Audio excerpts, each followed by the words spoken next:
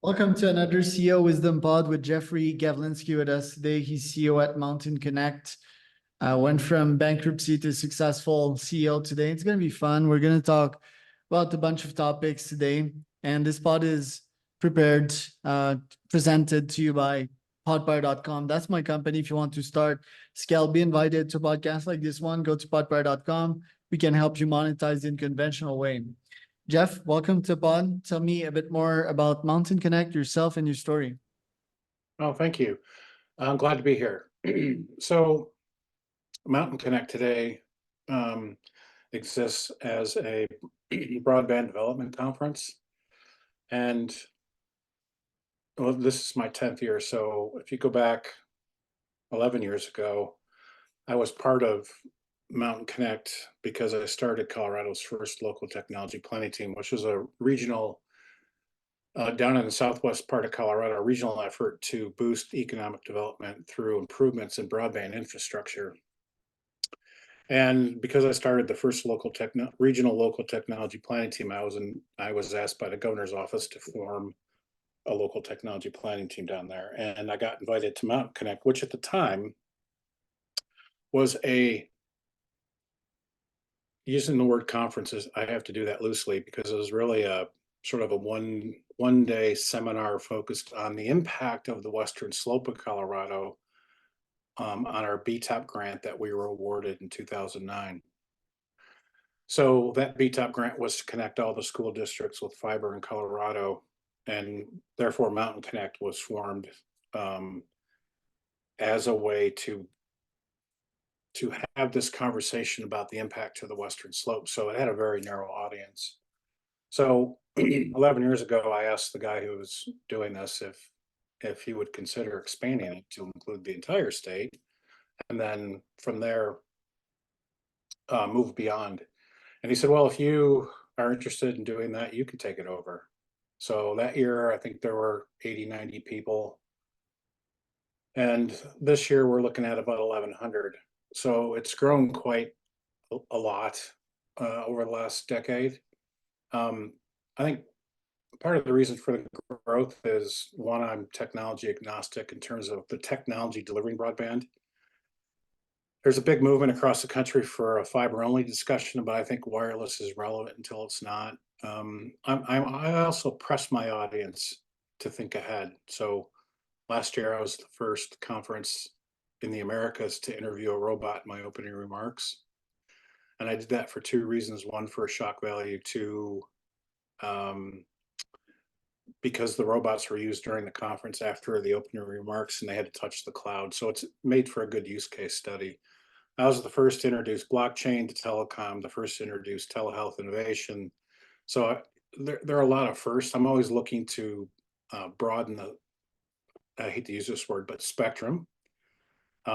Be inclusive of other voices, right? There aren't enough women, people of color in the industry as a whole, and certainly there aren't enough of those voices either. So every year I try to turn over about 40 to 60% of my speakers to find new voices. So I think that's and lastly, we're focused on the folks who need the help. So I don't necessarily prioritize NFL cities. They'll get what they need based on what they represent economically. So it's the tier 3 and below communities, counties, WISPs, telcos, utilities, schools, healthcare facilities, etc. So my audience is a very diverse audience, but I think that's part of the sort of try to think of the right adjective to use here, but I think that's part of the catch of my event is that it's a good place to come and network, but it's also a good place to come and learn as well. So now what's interesting about that is I've never run a conference before. I did this, and this is kind of a theme throughout my career. I started out in software development at Ford Motor Company, of all places. I'm from Michigan originally, and then went into EDI, responsible for a global server application, and then started up, moved to California, and started up a statement billing service for a subsidiary of Kinko's. Of course, I'd never done that either, but anyways,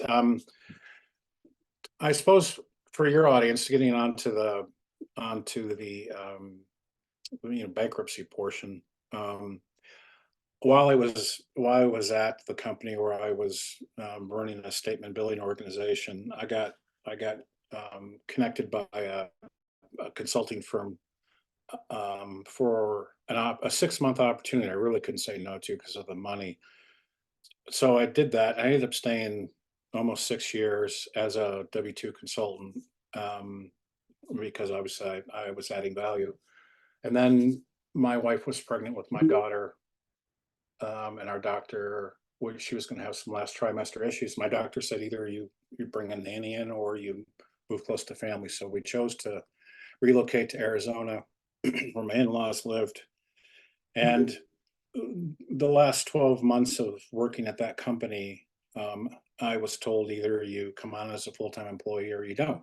And we didn't want to raise our children in Southern California, so we stayed in Arizona. So I bought a franchise um, that served the golf tournament industry. And in Phoenix, it seemed like a no-brainer. Um, I went from last place to third place in revenue generation within 2 years.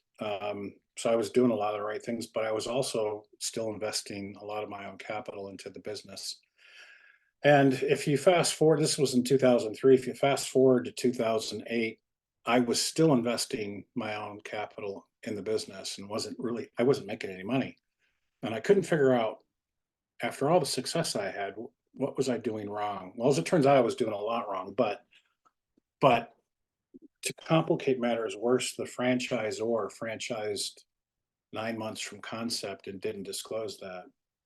And if you know anything about the franchise world, nobody franchises 9 months from concept, because one of the most important things a franchisee buys into is the fact that you have a business model that you can replicate in any location and it's financially sustainable. So in 2008, which was great timing, by the way, I closed my business and the franchise system itself shut down. And I sort of helped in closing that down because I was on our franchise advisory board. And I lost somewhere between 600 and $1 million at the end of 2008.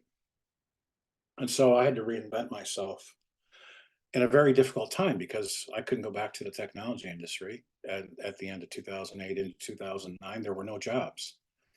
So I did that. I reinvented myself. And then the other thing I wanted to touch on is I spent time while I lived in Durango at the Fort Lewis College Small Business Development Center, taking the lessons I learned from my franchise investment to help startup companies build a better sustainable business by using all the bad things that you know that I learned throughout my process. So today I have, I up until last June, I worked full time in the telecom industry as a global business development vice president, as well as ran this business. And I just got to the point where the global travel um, and the headaches in corporate America got to be a little too much. And I didn't really need to do that. I have a very successful business today, one that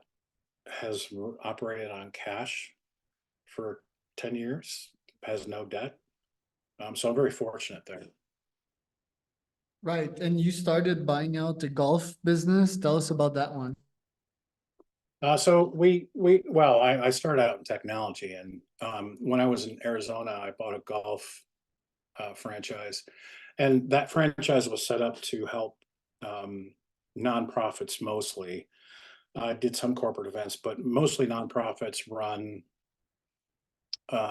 golf tournaments. So, for example, I worked with the PGA Tour um, in and around the event in Phoenix that happens every January and closes around the Super Bowl day.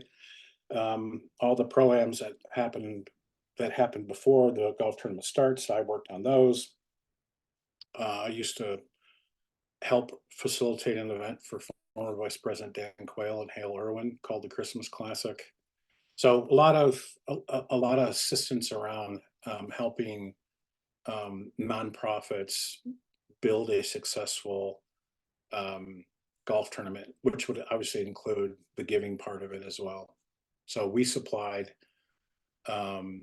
promotional items, we supplied insurance for the event itself, etc. So and you know, in Phoenix, where you have a city that has about 300 golf courses in it, this business seemed to make a lot of sense at the time, but I wasn't financially prepared. In other words, I didn't have enough capital to operate this business, and I didn't know that up front. And a lot of times when you start a business for the first time, you don't know what you don't know. I didn't have the right team of people behind me, so I didn't have financial advisors. I did a lot of the stuff myself. So I made a lot of, I think when you're in your first business, there's a lot of luck involved. And of course, you help yourself by surrounding yourself also with subject matter experts who can help guide you, which I did not have. Right. And that bankruptcy precisely, what happened? How did you know that you hit rock bottom and you needed to declare bankruptcy, and what ensued precisely? I'm sorry, what was the last part? Yeah. What ensued after your Oh, bankruptcy? well, I had to, how did I know I was bankrupt? Well, I couldn't pay myself anymore. Couldn't pay my staff. So this is like a slow boil down to disaster. You start letting staff go, and you try to hang on.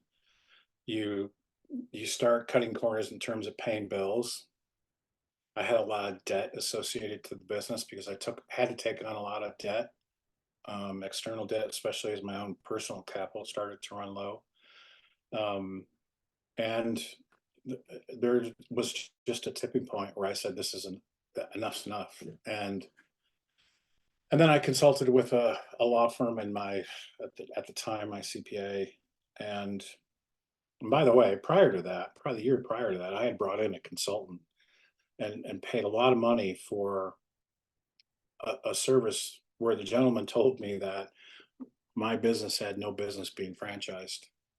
But at that point, I was so far deep into this that I couldn't walk away from it. But eventually I was forced to walk away financially. So, at the time this was winding down, was fortunate enough to get an interview at Microsoft, agreed verbally to a job. My wife put our house up for rent. It got rented the very same day she put it up. And so we took our small family, went to my in-laws' mountain house to transition. And then 2 weeks later, Microsoft called and said they were laying off 5,000 people. I had to rescind my offer. So I was stuck outside of a big city in a rural community and had to reinvent myself.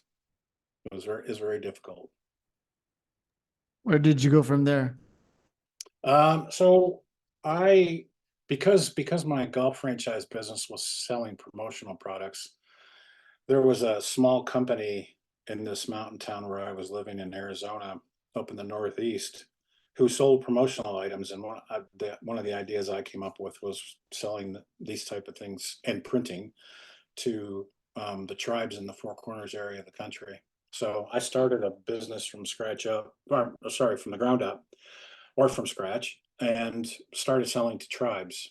Well, this led me back into telecom, where I was doing some consulting for the Navajo Nation on their BTOP grant.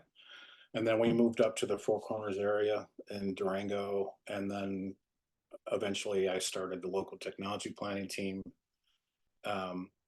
And then I acquired Mountain Connect. So, and I got back into the telecom industry. Right. It's an odd niche for sure, like conference and broadband. Maybe start with like why broadband. Broadband's so important, internet. It's not everywhere in the US, unlike people think, especially in central regions that are away from the more economically active coasts. So why did you choose that niche and why a conference? Um, I worked in telecom prior, so I've always had an affinity for it, and I understood it technically. But going back to what I said originally about trying to get my audience to think ahead, my sort of vision for what not only my business but the industry looks like, I think has inspired me to continue to work in telecom and to support it in any way I can via my conference. But what's important to me is if you think about it, and I'll give you an example of this. Broadband, whether it's wired or wireless, is the great enabler, and it will continue to be more profound in terms of its enablement of emerging technology applications that are coming, hence the robot. Um, and just to show you what kind of gap exists out there in terms of not only the telecom industry not necessarily paying attention as a priority to what's coming from a technology perspective, but the technology innovators not paying attention either. And it's really important. And I'll tell you why. I called last year, I called an association whose members are companies that you would recognize almost immediately. And these companies are innovating around machine learning, AI, robotics, etc. And after I introduced myself, they asked me, why are you calling? And basically, why should we care? And I said, well, I'm calling because I'm trying to bridge a gap between the telecom industry and the emerging technology innovation industries. And the reason for that is because for all the great work your members are doing, if they're if they don't have access to a reliable wireless or wired connection, their technology doesn't work. So everything basically, if not so today, certainly tomorrow, will be dependent on broadband. That's why. Right, and the conference model, like, is there still value to bringing people together physically post-COVID in a world in which everything happens online? So that's an interesting question you ask. So I will tell you, 2020, I did a virtual conference. I'll never do one again. Number one, the technology is not there to support um, value for those supporting the event, and it's really difficult to network virtually. It's really difficult to provide any hands-on education without the ability to touch stuff. So I also did a in-person conference. Do you remember in 2021 when there was a window in the summer months where maybe 2 months where they relaxed all the COVID Yeah. regulations? Well, I had my conference during that period. And 2021 and 2022, and then of course last year, the attendance just keeps going up. And I think people are really excited to get back in front of other people to have meaningful conversations.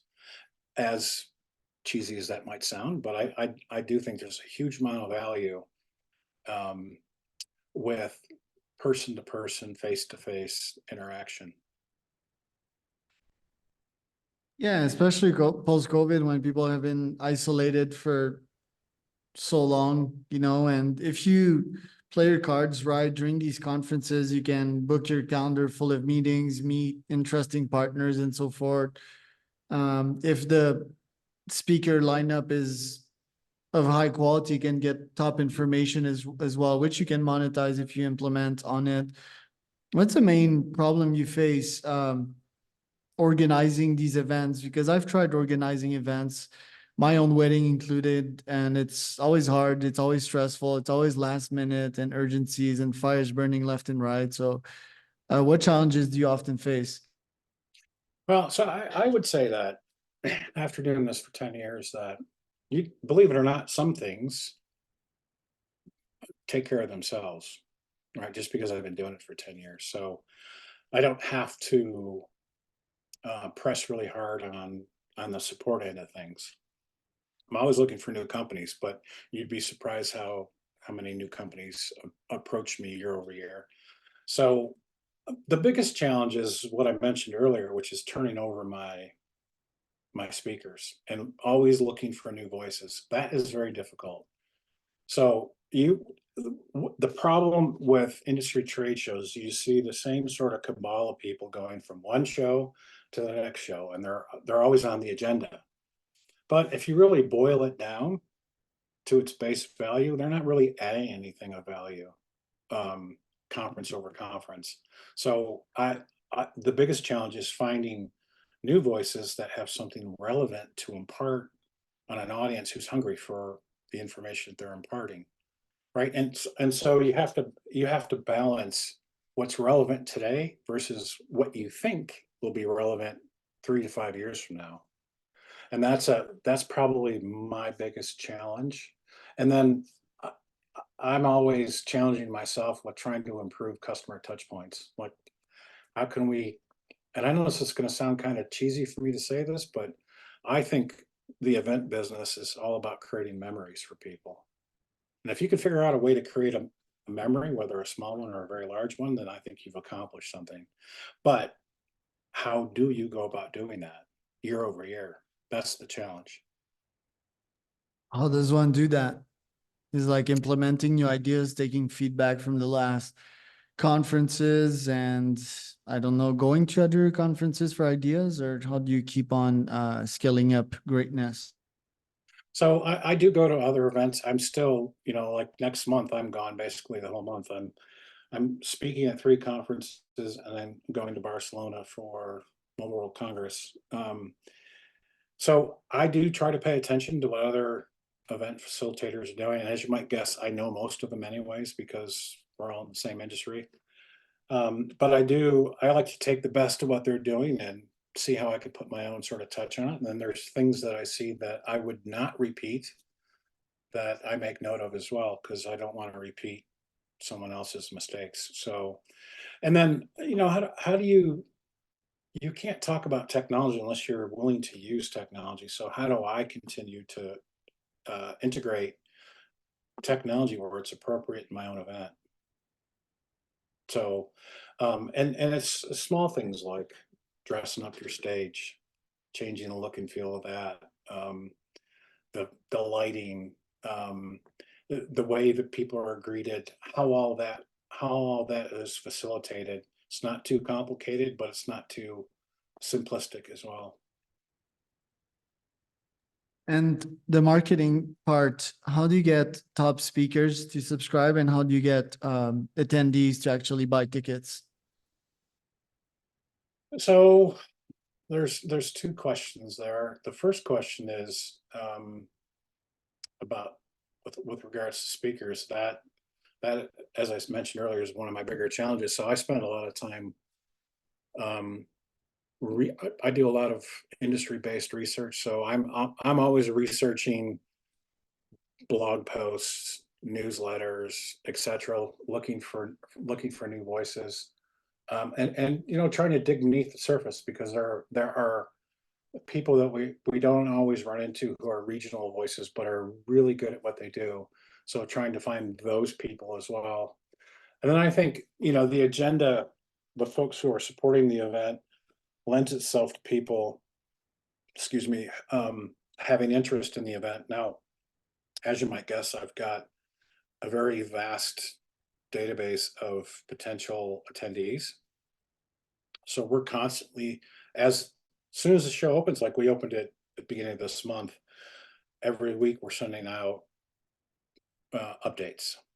And then as we get closer, they get more frequent. And we have an app that we use for our event as well. So once people get engaged with the app, then they can start engaging with other people who are signed up at the event. And this is lend itself to generating more interest. I'm the last independent telecom conference in the US, the last one. So I think people recognize that, which is why it continues to grow, and hopefully it'll continue to grow. Fantastic. And where can we find out more information about you and the conference? So you can go to mountainconnect.org, We have all of our 2024 information up there. If you go and take a look at it, hopefully you'll see that I put some time into making the website easy to use, but also informative and eye-pleasing to some extent. So I started incorporating videos on my homepage last year, and it seems to really resonate with people. Thanks for today,